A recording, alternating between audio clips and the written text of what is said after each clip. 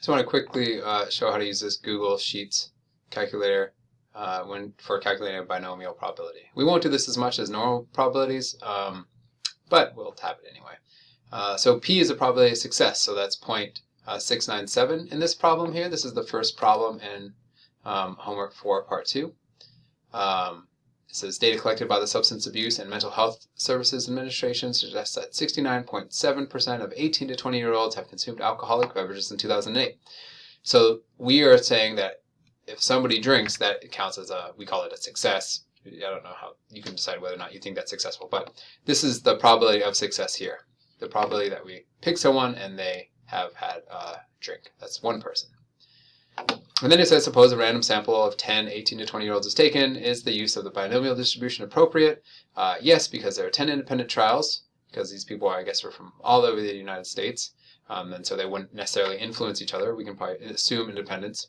And there are two possible outcomes. They have either drank or not drank. And there is a constant probability associated with each possible outcome, and that's at 69.7. So yes, we'll click essay. We want to calculate the probability that exactly 6 out of 10 randomly sampled 18 to 20-year-olds consumed an alcoholic drink. So we got our probability. We've got 0.69. We know the number of successes. We want 6 of them to have had a drink. And then we have 10 trials because we are taking 10 randomly sampled 18 to 20-year-olds. We click enter and it tells us that probability of being equal to exactly 6 is about 20%. And the probability of being less than or equal to 6 is about 36%.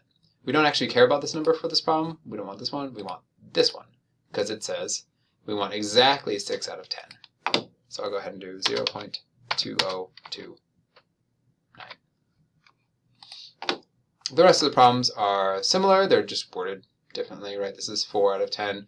Ooh, at most 2. Oh, that's interesting. And there was a probability that at least 1 out of 5. So you can also calculate those with this binomial calculator. Just a matter of putting in the numbers correctly. Right, that's it.